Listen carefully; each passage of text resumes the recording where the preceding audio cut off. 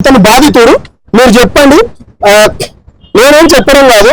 ఇతను దగ్గర మీరు ఎన్ని కోట్ల వరకు ఇచ్చారు ఇప్పటి వరకు? నేను 1 year దాకా ఇచ్చాను. 1 year ఎక్కడెక్కడ నుంచి చేసి ఇచ్చారు? మా ఫ్యామిలీ ఫ్రెండ్స్ అలా అందరికి ఇచ్చారు.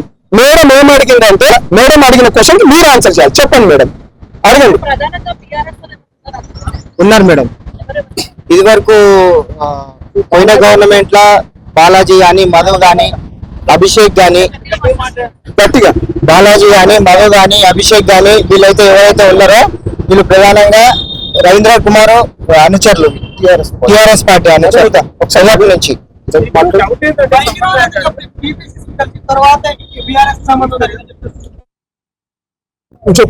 వాస్తవానికి మాకు ఇప్పటిదాకా కూడా ఇట్లాంటి అవకాశాలు అంటే మాకు ఎప్పుడు దొరకలేదు.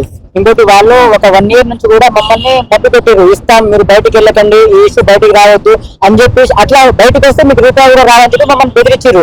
ఎవరైతే బాలాజీ ఉండే ఎవరైతే మధురు వీళ్ళు మమ్మల్ని బెదిరించారు కాబట్టి ఇప్పుడు దాకా మేము బయట చెప్పలేదు. వాస్తవానికి ఏంటంటే ఈ బాలాజీ అనే క్యాండిడేట్ మన పిఎపల్లి మండలం నుంచి డిప్యూటీ సీఎం కూడా టీఆర్ఎస్ తరఫున పోటీ చేద్దామని చెప్పేసి కూడా అన్నాడు. ఆయన ఆల్రెడీ మన రవీంద్ర కుమార్ అనుచరుడు, ఈ మధు అనేటైనా కూడా ఆయన అనుచరుడు. అభిషేక్ కూడా బీఆర్ఎస్ పార్టీలో ఒక కార్యకర్త, ఒక లీడర్.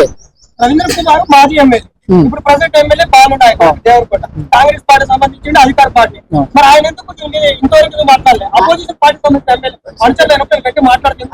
అదే అండి, ఇప్పుడు అది మాకు అదే అర్థం కావట్లేదు. మరి వాళ్ళు ఏమన్నా చేసుకుంటున్నారేమో కానీ మా దాకా ఇప్పటికి 1 year అవుతుంది. 9 మంది చనిపోయారు ఈ ఇష్యూ వల్ల.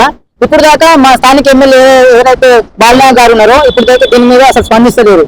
ఆయన దేనికి స్పందిస్తున్నాడు అనేది కూడా మాకు అర్థం కాని పరిస్థితి. మేము చెప్పినా కూడా పట్టించుకోవట్లేదు, ఏ ప్రభుత్వం పట్టించుకోవట్లేదు, ఏ పార్టీ కార్యకర్త, ఏ ఎమ్మెల్యేలు కూడా పట్టించుకోవట్లేదు దీన్ని. మీరు అడిగిందని నేను చెప్తానా? సూర్యాపేట